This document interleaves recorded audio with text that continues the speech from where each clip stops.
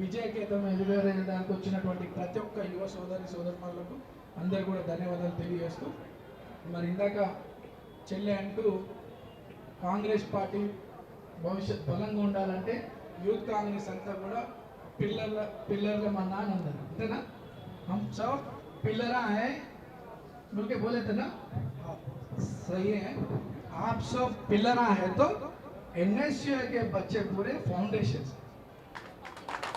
वो foundation you have come from NSUI, right? So NSUI is a foundation of Congress party and your future also. And next step is, yes, definitely pillars, and you are those. और जो slab apartment बनना है वो अपना, ठीक है? तो thank you so much for आपका सबका जो यहाँ प्रेजेंस है, बहुत शुक्रिया करता हूँ। एंड जिस तरह आपने एक एनएसयूआई के इलेक्शंस पे काम करे, एक यूथ कांग्रेस के इलेक्शंस वहाँ से यहाँ तक है, now you are working on youth Congress. यहाँ जिस तरह आप आपके इलेक्शन यूथ कांग्रेस के इलेक्शन जिस तरह काम करा उसी तरह यहाँ भी बूथ वाइज यहाँ सपोर्ट करने के लिए आप आगे आए, उसी तरह मेहनत करो। आप आगे आए बोल के मैं दिल से शुक्रिया अदा करता हूँ। మరి మనం అందరం బయట వాళ్ళం కాదు, నేను నా నేచర్ నా style of leadership is different, నా గురించి తెలుసుకోండి మీరు।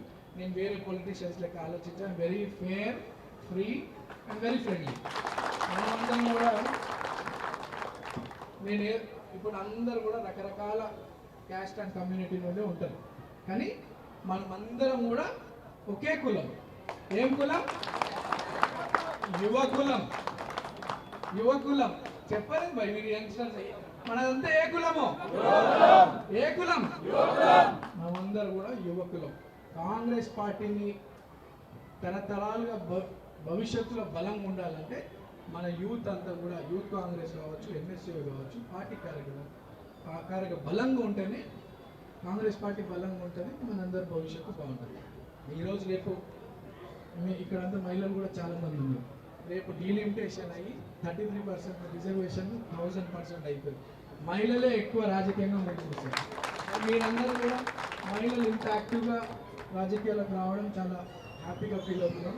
మీరే కాదు ఇంకా యాక్టివ్గా పనిచేయాలనుకున్నటువంటి యంగ్స్టర్స్ని మీరు ప్రమోట్ చేయండి।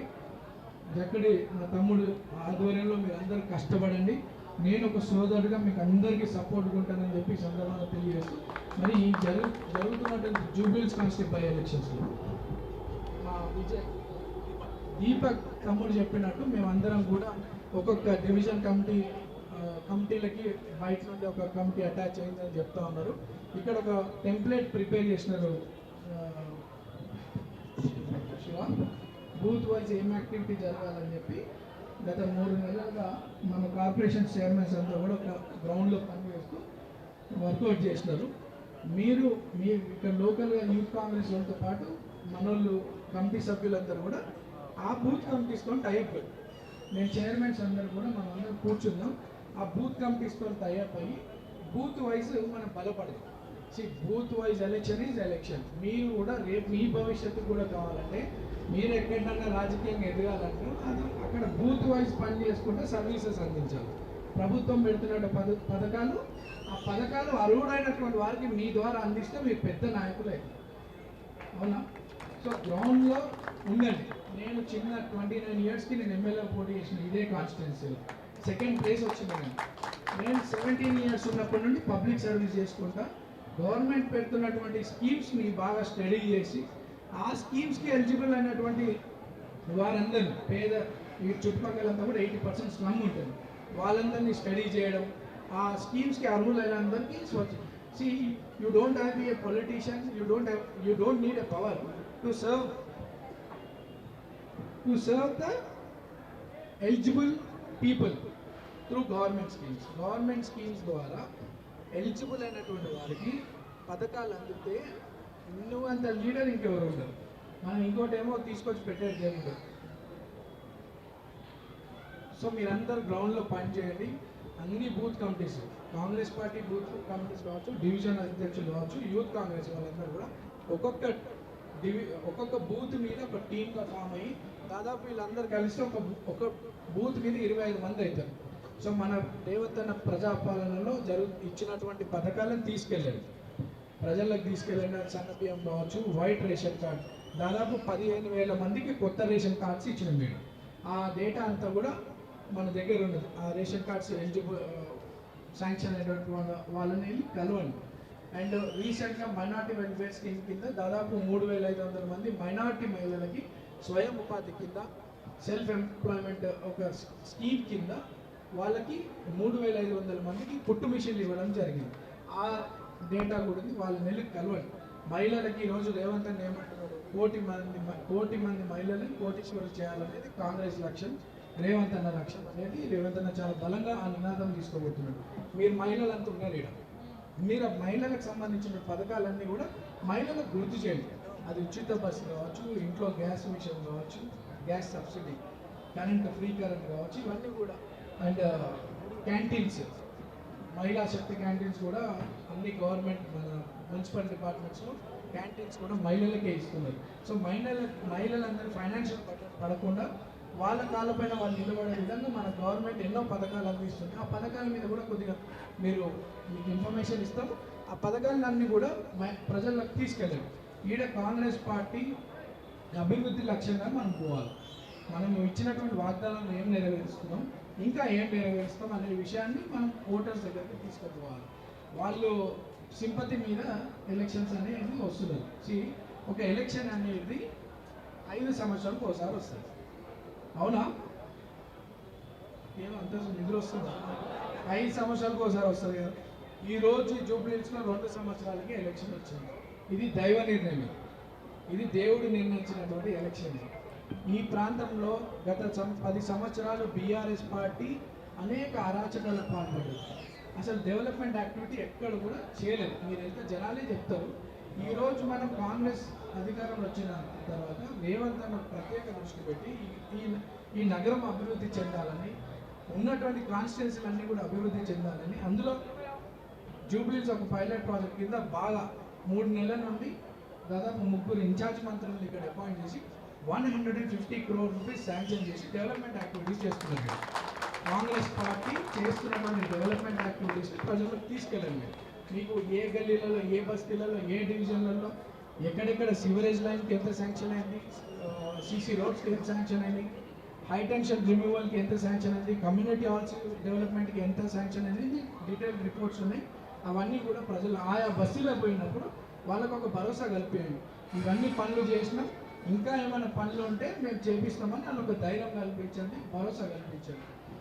బీఆర్ఎస్ పార్టీ 10 ఏళ్ళు చేయలేని పని 3 నెలల్లో మనం 150 కోట్ల రూపాయలతో డెవలప్మెంట్ యాక్టివిటీస్ చేయడం ఈ ప్రాంత ప్రజలందరూ కూడా చాలా సంతోషంగా భావిస్తున్నారు. మేము అదే కాకుండా డెవలప్మెంట్ యాక్టివిటీసే కాకుండా అనేక సంక్షేమ పథకాలు ఇప్పుడు మనం డిస్కస్ చేసినట్టు అవి కూడా ప్రజల్లోకి తీసుకెళ్ళి మనం ఓటు అడగాల్సిందిగా మిమ్మల్ని అందరినీ కూడా కోరుకుంటూ, మరి కమిటీస్ ఇవన్నీ ఈరోజు రేపటికల్లా అందరూ కూడా మాట్లాడుకొని ఇండివిజువల్ రెస్పాన్సిబిలిటీస్ అప్పచెప్పేసి ఈరోజు ఈవినింగ్ మా తమ్ముడు అడిగినట్టు పాంప్లెట్స్ ఇవన్నీ ఈవినింగ్ వస్తున్నాయి. మీ అందరూ కూడా ఇస్తాము. You can start your activity from tomorrow. And అందరు వచ్చినందుకు వర్క్ చేయడానికి అంటే నిస్వార్థంగా పార్టీని బలపరచాలి, నా గెలుపు కొరకు, పార్టీ గెలుపు కొరకు, రేవంత్ అన్నని బలపరచడానికి మీరు అందరూ ముందుకు రావడం చాలా మనస్ఫూర్తిగా ధన్యవాదాలు తెలియజేస్తూ, మీ అందరి భవిష్యత్తుకి ఈరోజు అందరం పరిచయం అవుతున్నాం, మళ్ళా కలుద్దాం. నేను కూడా మీలో ఒకరినే, నేను చిన్న ఏజ్, సో మన మైండ్ సెట్ అంతా కూడా మ్యాచ్ అవుతుంది. యూ వర్క్ ఆన్ ఫీల్డ్, మీరు ఫీల్డ్ ఉండండి. మా తమ్ముడు ఇందాక అనుకుంటా దెబ్బలు తిన్నాం, లాఠీ దెబ్బలు తిన్నాం, జైలు పోయినాం, బాధలు పడ్డాలి, కష్టాలు పడ్డాలని చెప్పి మా వాడు దీపక్ చెప్తా ఉండే. అవన్నీ చేస్తేనే లీడర్లు అవుతారు.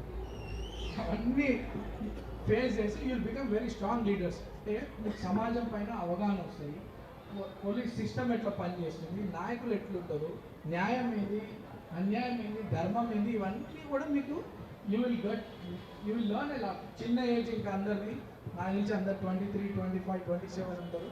నేను 24, 30, 35 మధ్యలో. సో అంతా నేను 29 ఏజ్కి ఇక్కడ పోటీ చేసినప్పటి నుండి కూడా నేనంటే పెద్ద పెద్ద లీడర్లకు ఒక భయం ఏర్పడ్డది. ఎట్టి పరిస్థితుల్లో వీళ్ళు డ్యామేజ్ చేయాలి. నా లైఫ్లో ఒక చిన్న తప్పు చేసింది లేదు, ఇక్కడ ఒక్కడిని ఒక మాట అనేది లేదు, బెదిరించింది లేదు, చిన్న తప్పు చేసింది లేదు. కానీ గత ప్రభుత్వం బీఆర్ఎస్ పార్టీ నా మీద అనేక తప్పుడు కేసులు పెట్టి నా లైఫే స్పాయిల్ చేయాలని చూస్తారు. 2014లో నేను పోటీ చేసినప్పుడు నేను 29 ఏజ్, 18లో నాకు గెలిచే అవకాశం ఉన్నప్పుడు నాకు బీఫామ్ రాకుండా రకరకాల కుట్రలు చేసి నాకు పార్టీ టికెట్ రాకుండా కుట్రపడ్డారు. ఓకే, రాజకీయంగా టికెట్ రాకుండా చేసేది వీళ్ళు యాక్సెప్ట్, వాళ్ళ పొలిటికల్ సిస్టమ్లో వాళ్ళకు ఉన్నటువంటి అండర్స్టాండింగ్స్ ప్రైజెస్ వల్ల అవకాశాలు కల్పించకపోవచ్చు. కానీ సమాజానికి ఉపయోగపడే యువకుల జీవితాలు పాడు చేయాలనుకునే లక్ష్యం బీఆర్ఎస్ పార్టీ. ఈరోజు నన్ను ఎంతో ఇబ్బందులు గురి చేసి నా మీద పీడీ యాక్ట్ పెట్టే ప్రయత్నాలు కూడా చేసినారు. కానీ భగవంతుడు ఉన్నాడు, భగవంతుని ఆశీస్సులతో ఏం జరగలేదు. రేపు ఇవాళ 2018లో రాకుండా చేసినారు, 2023లో కూడా నాకు బీఫామ్ రాకుండా చేసినారు. కానీ ఈరోజు దేవుడు నిర్ణయించిండు, ఆ భగవంతుడు రేవంత్ అన్న రూపంలో వచ్చి నాకు ఈ అవకాశం కల్పిస్తున్నాడు.